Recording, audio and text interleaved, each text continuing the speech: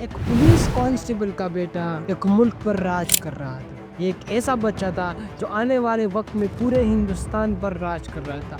بالی would اس کے بغیر picture نہیں بنا سکتی تھی, کرکٹ میچ اس کے بغیر نہیں ہو سکتا تھا, اینڈ پولیٹیشین جو اس سے بے حد ڈرتے تھے. اسمگلنگ یہ ممبئی کے چھوٹے چھوٹے محلوں سے اٹھ کر ایک بڑا انڈر ورلڈ ڈون بن گیا, اور جو چھوٹا شکیل تھا اس کا رائٹ ہینڈ. آپ لوگوں نے بہت سنا ہوگا داؤد ابراہیم کے بارے میں کہ ایک پاکستانی تھا, ایک پاکستانی غدار تھا اور انڈیا میں یہ کام کرتا تھا. آخر کون تھا داؤد ابراہیم جو اسمگلنگ یہ کرتا تھا, مرڈرز یہ کرتا تھا, کرائمز یہ کرتا تھا, سب کچھ یہ کرتا تھا. پولیٹیشین اس سے ڈرتے, پورے ہندوستان میں وزیر اعظم کی اتنی عزت نہیں جتنی داؤد ابراہیم. آئیے آج کی اسٹوری میں داؤد ابراہیم کی اسٹوری پر بات کریں. خوش آمدید دوستو, آپ سبھی نے زندگی میں ایک مرتبہ داؤد ابراہیم کا نام تو ضرور اپنے کانوں سے سنا ہوگا کہ انڈر ورلڈ ڈون داؤد ابراہیم ایک ایسا شخص تھا, پورے ہندوستان پر اس نے راج کیا تھا 90 کی دہائی میں.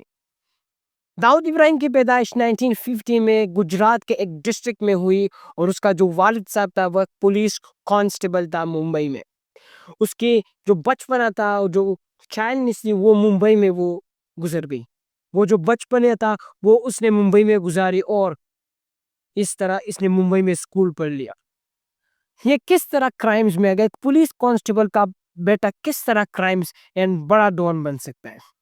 تو داؤد ابراہیم جب ممبئی میں بڑا ہوتا رہا تو گلیوں محلوں میں وہ لڑائی کرتا تھا, لوگ بچوں کے ساتھ سب کچھ کرتا, بچوں کو مارتا تھا, وہ بہت پیٹتا تھا, چوریاں کرتا تھا داؤد ابراہیم ممبئی کے محلوں میں. جب داؤد ابراہیم بڑا گیا, بڑھتا جا رہا تھا, اس کی ایج بڑھتی جا رہی تھی, تو 1970s کے دہائی میں ممبئی میں 3 گینگز کا راج تھا, Pathan gang, Tamil gang and smuggling kingpin gang. Pathan gang بڑا گینگ تھا ممبئی میں, پھر اس کے بعد تمل گینگ تھا, اور اس کے بعد اسمگلنگ کنگ پن گینگ تھا. یہ 3 گینگ جو تھے یہ ممبئی پر راج کرتے تھے, مرڈرز بھی یہ کر رہے تھے, چوریاں بھی یہ کر رہے تھے, اینڈ واردات بھی یہ کر رہے تھے. تو جب داؤد ابراہیم بڑھتا گیا تھا, اس کی عمر بڑھتی جا رہی تھی, تو اس کی سوچ بھی اس طرح گینگز پر پڑ گئی. داؤد ابراہیم نے فرسٹ ٹائم جو اس کو پکڑ لیا پولیس نے, تو وہ 1976 میں پکڑا تھا کسی ایک بڑے کرائم میں.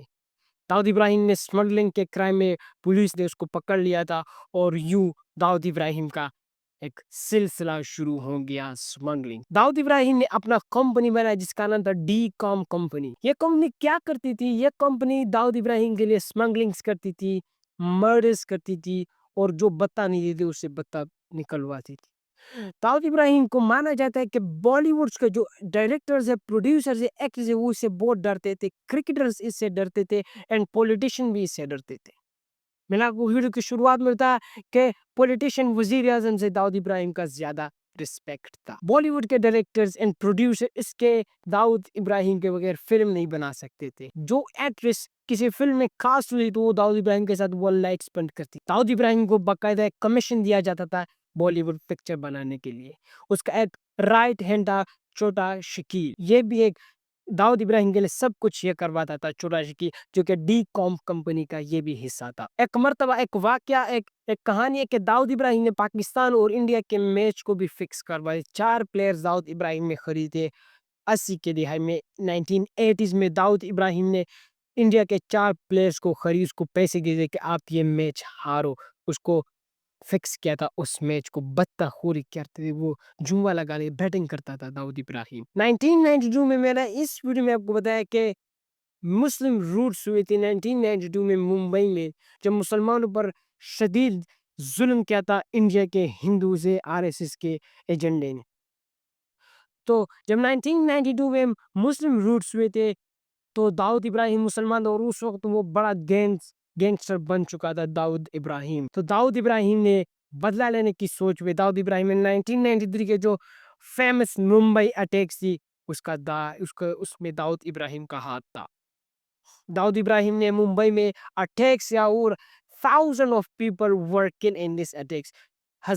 سینکڑوں لوگ اپنے جان گنوا بیٹھے تھے اس ایک حادثے میں, اس ایک ایکسیڈنٹ میں, اس ایک دھماکے میں, بومبنگ میں. جب پتہ چلا تو اس کے پیچھے داؤد ابراہیم کا ہاتھ تھا، اور جب انویسٹیگیشن کی تو انڈینز میڈیا انڈینز یہ کہہ رہے تھے کہ اس کے پیچھے لشکر طیبہ پاکستان کے طالبان کا ہاتھ ہے۔ کہ اس میں کتنی سچائی ہے؟ جو پاکستان پر یہ ایلیگیشن لگائی ہے، الزام لگایا کہ آپ کے لوگ پاکستان داؤد ابراہیم کو پش کرتا ہے، سپورٹ کرے، تو پاکستان نے اس ایلیگیشن سے انکار کر دیا، ریفیوز کر دیا کہ ہمارا کوئی تعلق ریلیشن نہیں ہے داؤد ابراہیم کے ساتھ۔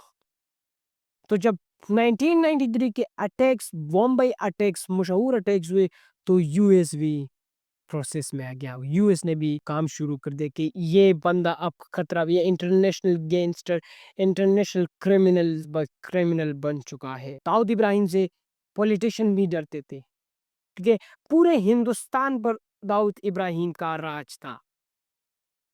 یہ اگر کوئی داؤد ابراہیم کو پیسے نہیں دیتا تھا اس کو مار دیتا تھا، اگر کوئی داؤد ابراہیم کا بات نہیں مانتا تھا تو اس کو مار دیتا تھا۔ تو جب 1993 کے ممبئی اٹیکس ہوئے اور اس میں سینکڑوں لوگوں نے اپنی جان گوا بیٹھا، تو انڈینز سرکار ہے وہ غصے میں آ گئی اور اس نے کہا کہ ہم داؤد ابراہیم کو اپنے ہی چھوڑیں گے۔ تو 1993 ارلی 2000 میں داؤد ابراہیم کا پتہ نہیں چل سکا۔ کوئی کہہ رہے کہ داؤد ابراہیم نے انڈیا چھوڑ دیا، کوئی کہہ رہے کہ داؤد ابراہیم پاکستان چلا گیا۔ ہر ایلیگیشن یہ پاکستان پر لگاتے ہیں انڈین، جو بھی غلط ہو، جو مسلمان ہو وہ یہ پاکستان پر لگاتے ہیں کہ داؤد، کہ یہ مسلمان انڈیا پاکستان سے آئے ہے اور انڈیا کو تباہ کرتا ہے۔ کیا انڈیا میں مسلمز نہیں رہتی؟ تو کیوں یہ ایلیگیشن پاکستان پر لگاتے؟ تو اس کی پیدائش بھی گجرات کے ایک ڈسٹرکٹ میں ہوئی، اور یہ ایلیگیشن لگا رہے کہ داؤد ابراہیم ہی پاکستان کا۔ ایک سال پہلے داؤد ابراہیم کی کچھ فوٹوز آئی تھی کہ داؤد ابراہیم زندہ ہے۔ پتہ نہیں 2010 کے بعد داؤد ابراہیم غائب ہوا، بالکل غائب ہو چکا ہے۔ انڈیا سرکار ہے، اس نے 23 کروڑ روپے انعام داؤد ابراہیم کے سر پر لگائے کہ جس نے بھی داؤد ابراہیم کو پکڑ لیا اور انڈین سرکار کے حوالے کر دیا تو ہم اس کو 23 کروڑ روپے انعام دیں گے۔ امریکہ بھی داؤد ابراہیم کے پیچھے، ہر کوئی داؤد ابراہیم کے پیچھے، سی بی آئی، امریکہ کا جو بڑا کرمنل وہ ہے۔ امریکہ میں یہ چاہتا ہے کہ یہ داؤد ابراہیم امریکہ کے لیے بھی امریکہ کو یہ بھی نقصان پہنچا سکتا ہے داؤد ابراہیم، کیونکہ اس نے ممبئی کے جو اٹیکس کیے اس سے پتہ چل سکتا ہے کہ داؤد ابراہیم کا کتنا رینک تھا انڈیا میں۔ جب چھوٹا شکیل کو پکڑے تو اس نے کہا، تو اس کو مار دیا گیا چھوٹا شکیل کو، اور اس طرح کہانی ختم ہوتی جا رہی تھی۔ تو یہ تھی آج کے ایک چھوٹی سی ویڈیو۔ اب میں نے بہت سارے پوائنٹس میں میں نے چھوڑ دیے، لیکن اس پر اگر آپ لوگ چاہتے ہو کہ پارٹ 2 بناؤ داؤد ابراہیم کے ہسٹری میں، تو نیچے کامنٹس میں پارٹ 2 لکھو۔ انشاءاللہ میں کوشش کروں گا کہ پارٹ 2 بناؤ۔ اجازت چاہتا ہوں، بائے بائے وتھ سدیش۔